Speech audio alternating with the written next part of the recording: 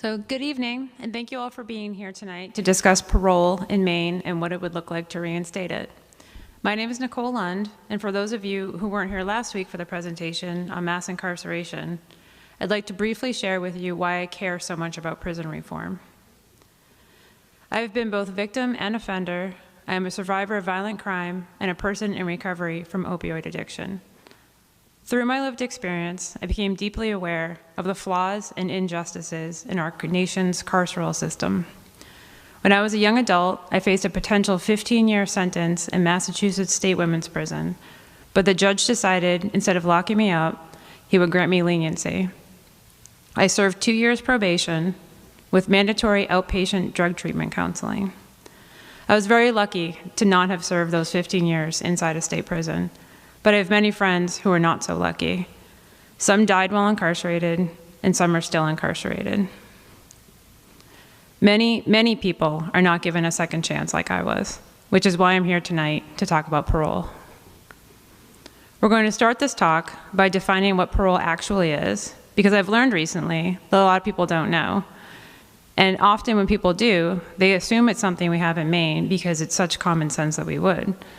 And the irony is, we do have parole in Maine, just not for Maine residents. Maine has a parole board in place since prisoners from other states have been relocated to Maine and are given the chance for parole as part of their sentence. However, Maine residents do not benefit from this board. It only exists for out-of-staters. We'll talk about the history of parole, why we stopped, and why we really need to bring it back.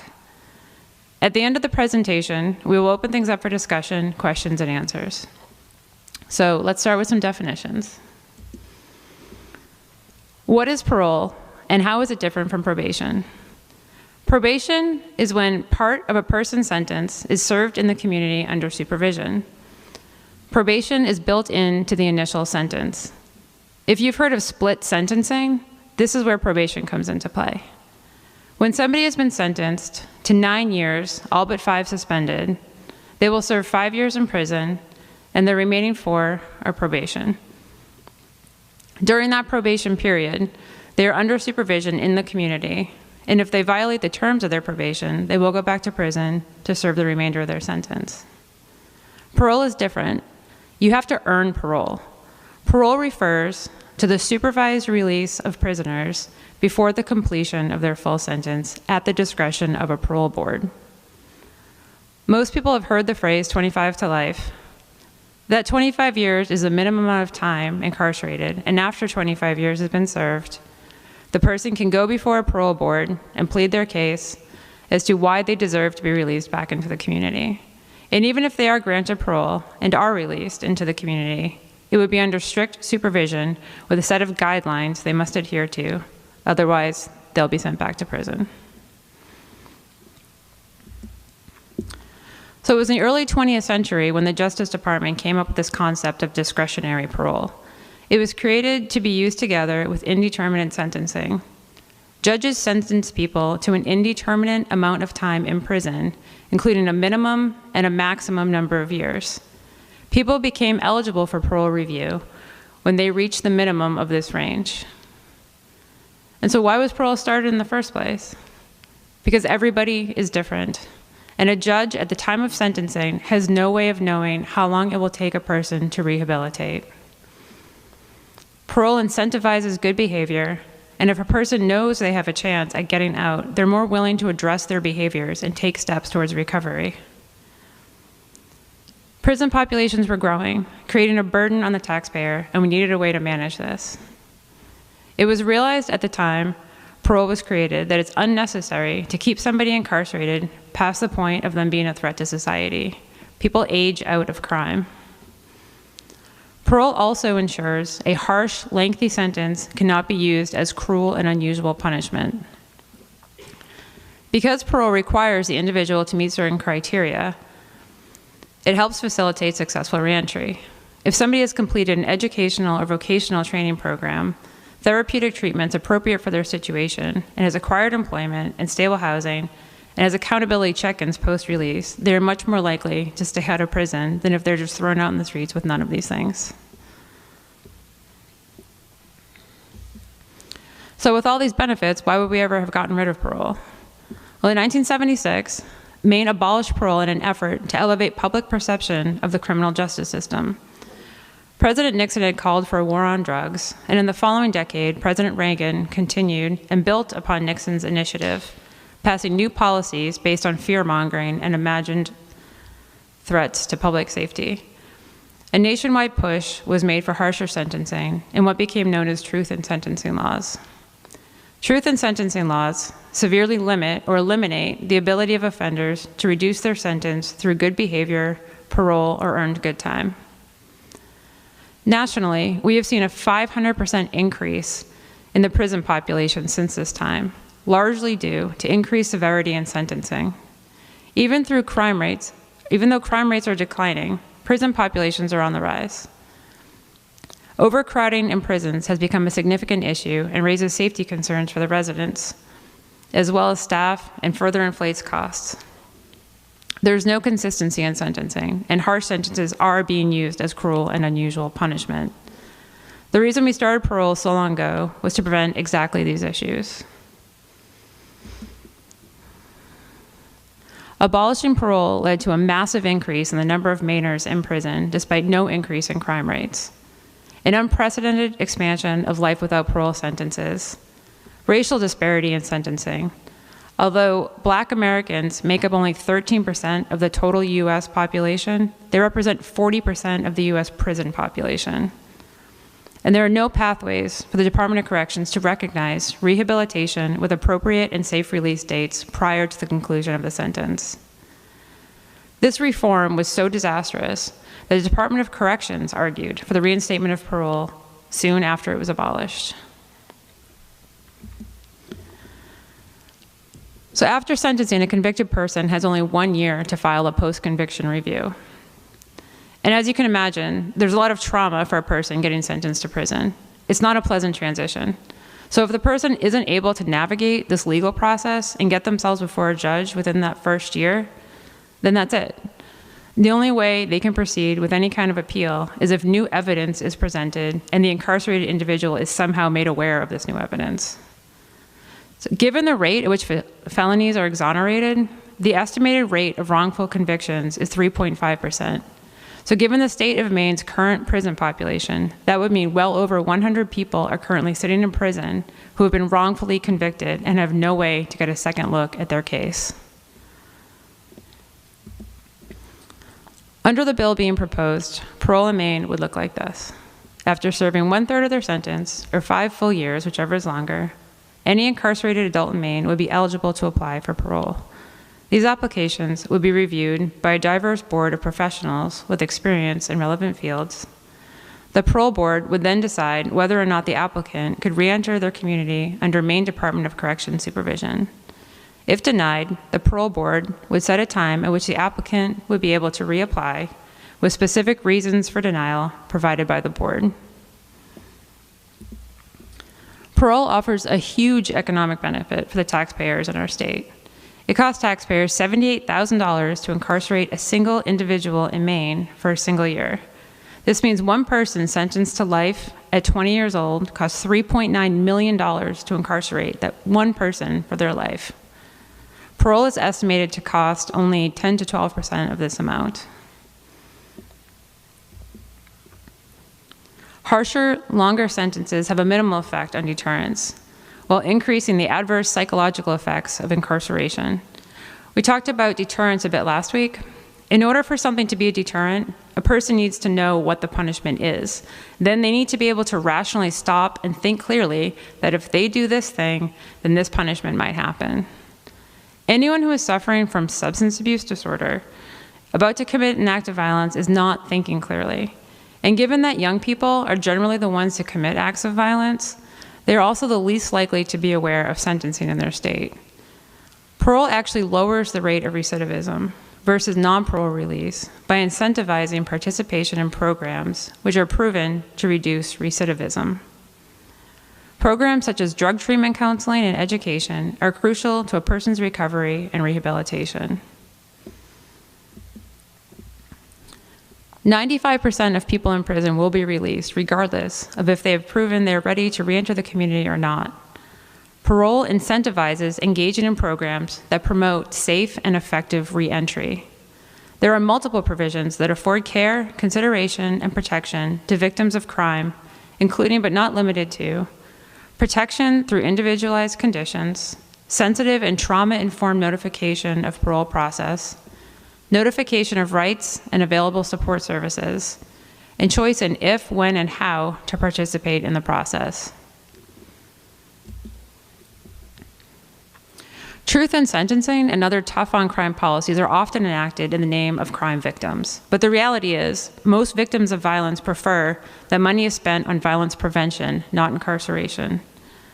When asked if they prefer holding people accountable by being punished in prison or held accountable through restorative justice, community service, and mental health treatment, 75% preferred the latter. 80% of victims prefer investing in mental health treatment over prisons. 72% are in favor of incentives for pre-release related to rehabilitation. 71% would prefer to reduce the jail population by releasing those who can safely await trial in the community or serve their sentence through diversion, community service, or treatment programs.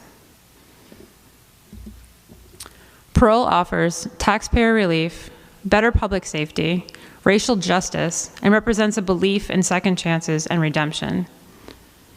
Here are some testimonials from Mainers who would be eligible for parole under our bill. Any society is better when it allows hope.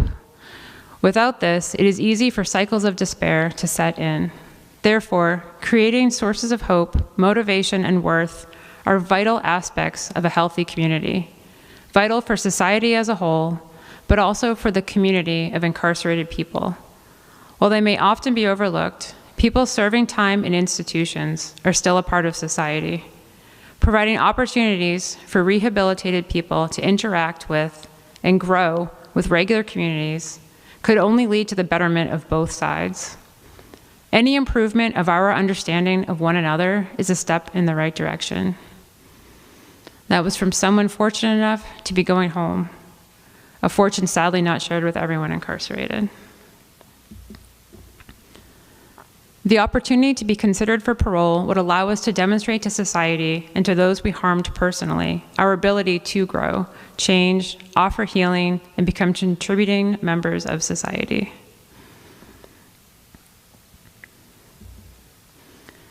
Reinstating parole would allow us to help rectify and address the stain of mass incarceration. Maine would be using resources already in place to better the lives of our residents. Parole would reunite families, better the economy, reduce prison spending, and allow people who have been rehabilitated a second chance. It's time to build a more compassionate society that rewards the efforts of those who have worked hard to learn from and correct from their mistakes. So I began my advocacy work as a volunteer art teacher at the Maine State Prison, and I want to share with you this beautiful metal sculpture my friend Josh made there that summer. This piece is titled "The Gift of Second Chances," and the artist statement he wrote for it always sticks with me. Josh wrote, "This is a TIG welded aluminum gift box with the word second chance inside. The box also features an EKG line inside, which represents the fragile nature of life. I hope that my work will inspire people to cherish the remarkable gift of second chances they have been given. I also hope that it will remind people never to take anything for granted, especially their loved ones. I believe that art can be a powerful tool for communication and expression. I hope that my work will evoke a sense of hope and inspiration in my viewers. I want my art to make people think about the preciousness of life and the importance of living each day to the fullest." So thank you all for being here tonight, and I'd like to open things up for any discussion, questions, or answers. Thank you.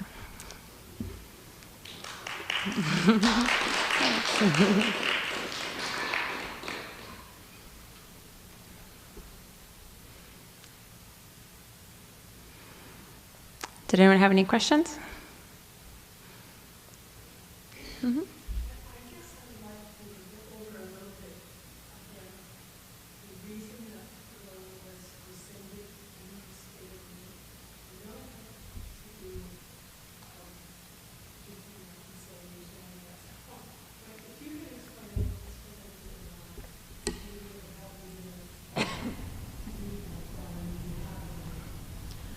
Sure. So at the time, Nixon, they started the big war on drugs campaign, and there was a lot of fear mongering basically going on. There was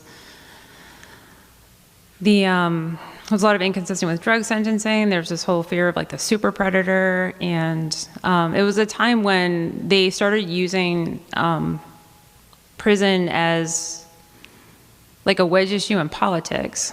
So this whole like concept of like public safety and needing to like keep people safe, and the war on drugs too was very much like a racialized issue.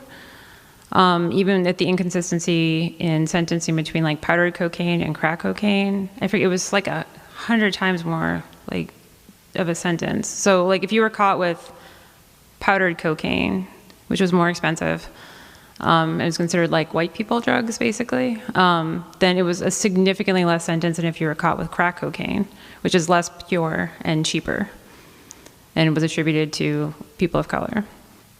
So there were just all these things happening, and they got really harsh in sentencing in trying to elevate this perception of the criminal justice system. And so that was when many, many states abolished parole at that time, many of which have since reinstated it. There are currently 16 states without parole, and Maine is one of them.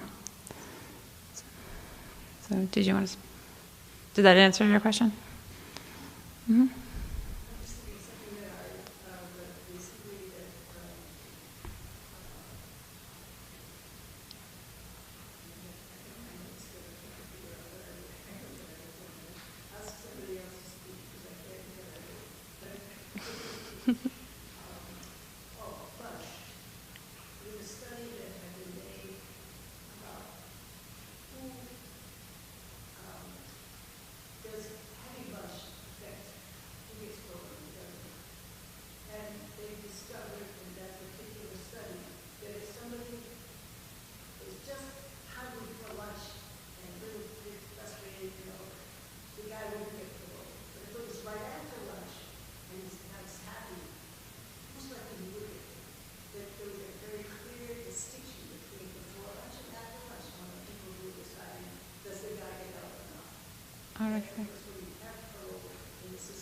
Mm-hmm.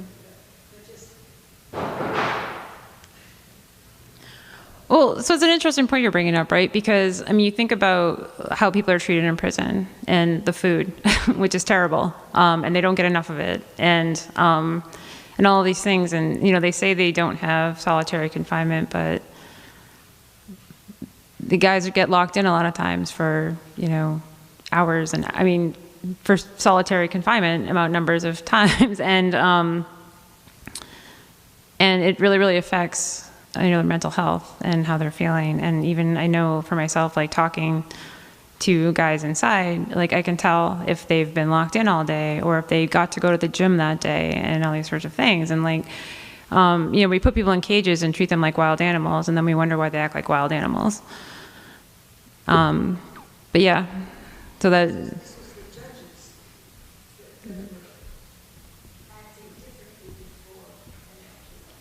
Oh, the judges.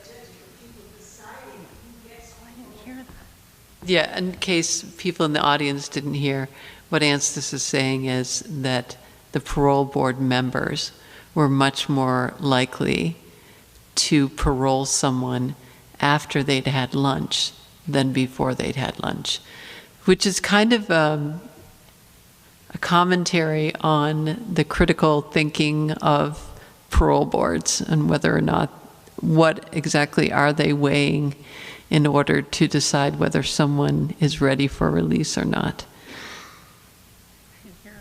Yeah, that could be one. Yeah.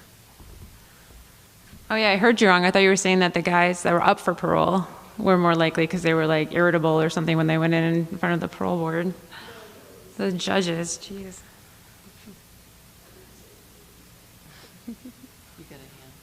Oh, yep, Max.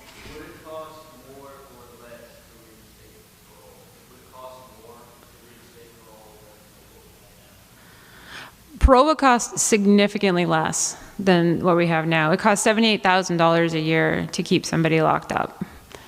And parole costs like 10% of that, because all you're really doing is paying a parole officer who will be managing, hopefully, a whole bunch of guys that have been released. So you're no longer housing them and feeding them and security and everything else on these people. So yeah, it would be a hell of a lot less. In addition to that, there are lots of economic benefits to adding more people to the workforce. They can also support their families who may be living in poverty because their primary breadwinner is in prison or jail. So we would expect there would be less government supports that would be needed for family members, and that the individual who's released will be able to become a tax-paying citizen instead of a drain on taxes. Go ahead, Matt. Would they be like supervised average?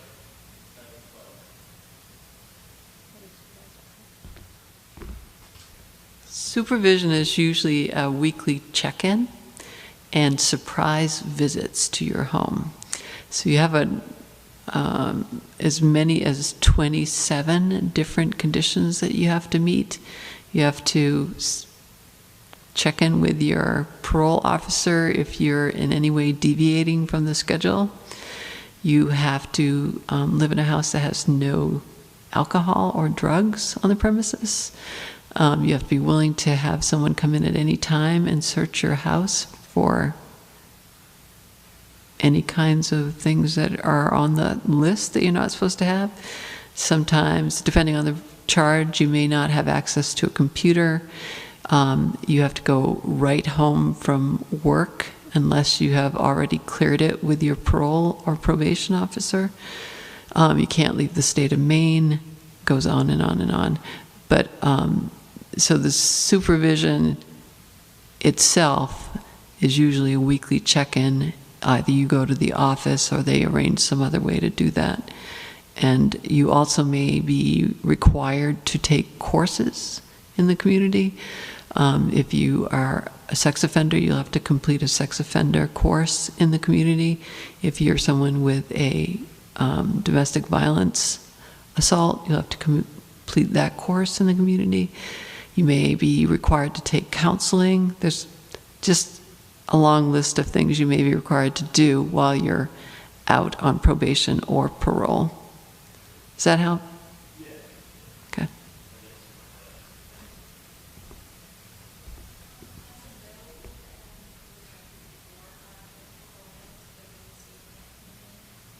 Yeah, do you want to talk about the bill?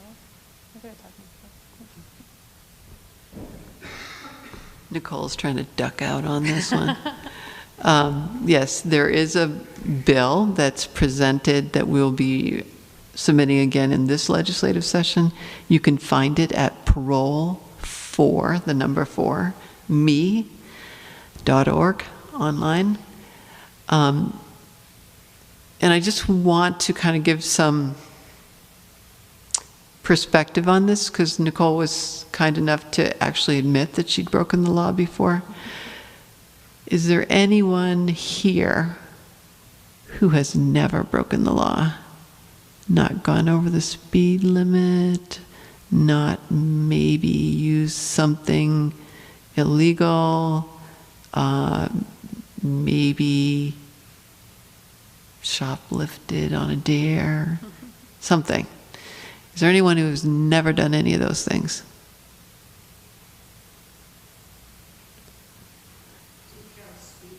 Speeding, yeah, speeding, that counts too. Yeah.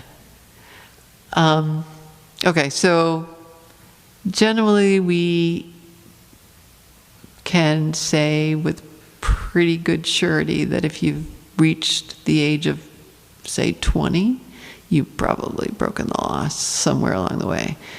And lucky you didn't get caught. Right? Which is the way the system is set up, right? Because you can't have eyes on everybody at all the time. So you know some people are going to get away with breaking the law.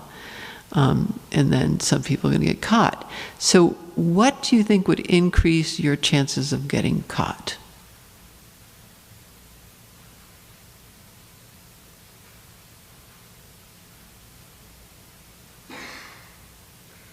Claudia? And why? Why?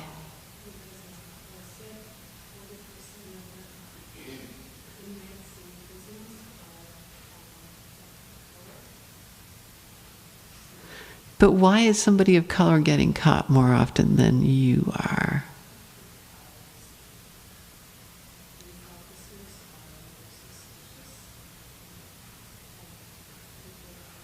Okay, so that's one way, is you can get targeted because of your skin color. We know that there have been cases in the state of Maine where an officer will just see somebody driving while black and pull them over just because they're black. And we also know that we police areas where people of color live more. So we put more police there. If you have more police in a certain area, they're more likely to see stuff going on, right?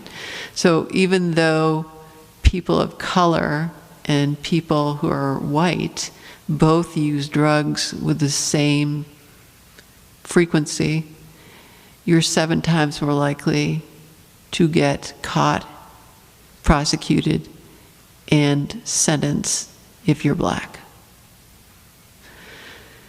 So there are other things that can also make you much more likely to go to prison. And one of them is whether or not you have health care. If you do not have health care, you are 7 times more likely to end up in jail or prison. Why is that?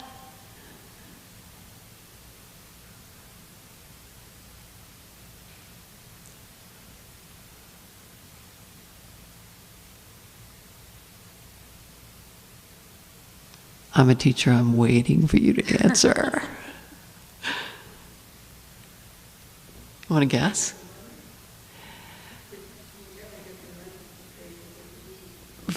Great. So there's one thing. There's several things that can contribute to that, but one of them is that you don't have the money, 1, to pay bail, 2, to pay an attorney.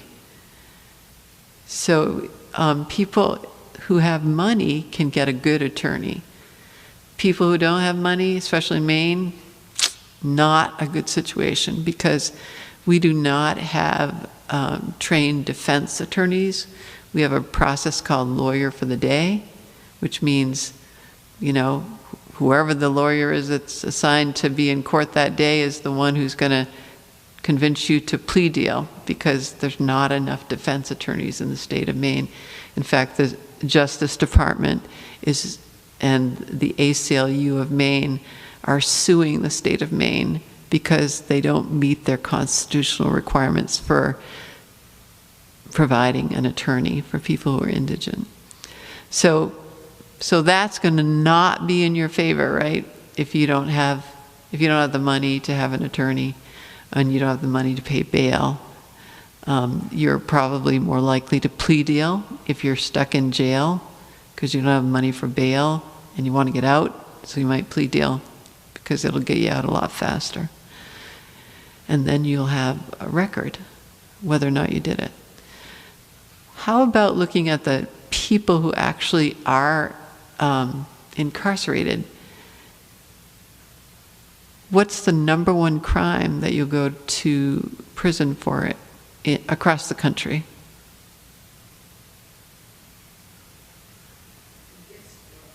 You got it, drugs. Good guess.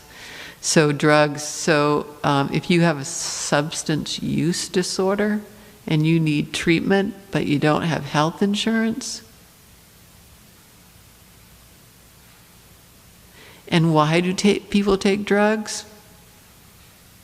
Not usually, but often there is an underlying mental health disorder. And so you have a mental health disorder and you don't have health care. You are much more likely to self-medicate. What does that mean? You're going to take something that makes you feel better, and that might be something that's illegal. So now you also have a second condition, substance use disorder, which is much more likely to occur if you've been a victim of abuse. So you don't have health insurance, so where do you end up? In jail and prison, right? So a large percentage of the people who are incarcerated have a mental health disorder, and they also have a substance use disorder. The reason why I'm bringing this up is neither of those things are going to be treated in prison. But if we instead actually provided the resources in our community for people with those disorders, we could drastically lower the number of people who are in prison or jail in the United States. And we could help people get better instead of just locking them up. So another good reason for parole is that we can help people get better in our communities and heal our communities if we can do parole.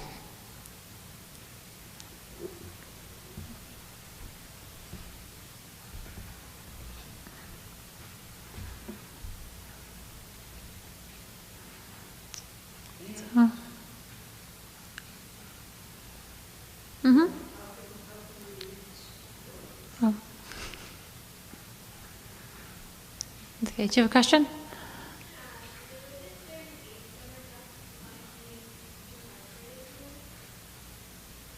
I'm sorry, what?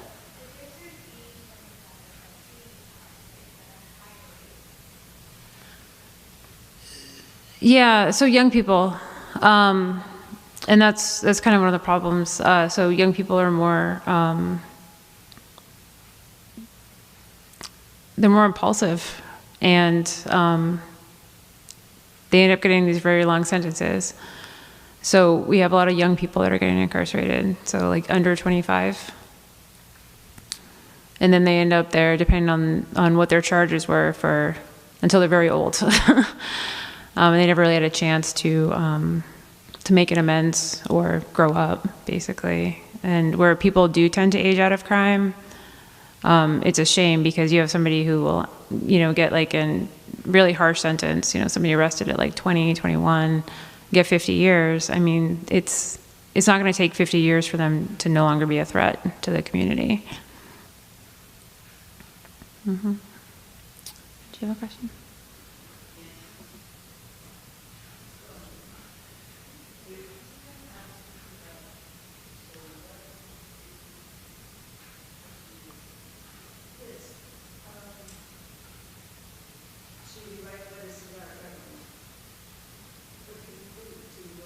Yes.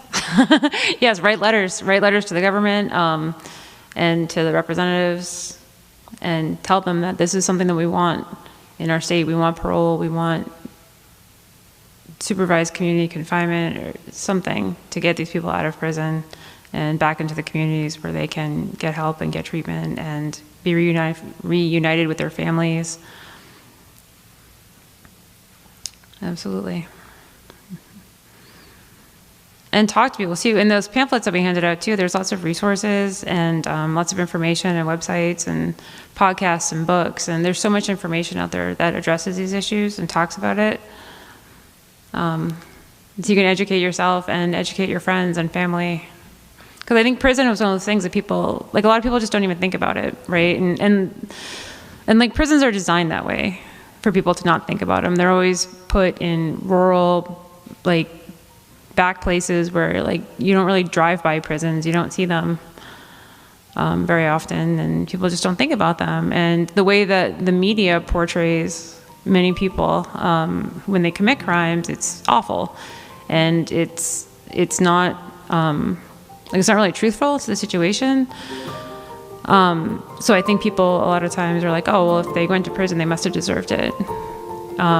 But really, like, there's so much more to the people involved and to the cases than what any article in the Portland Press Herald or anywhere else will really let on.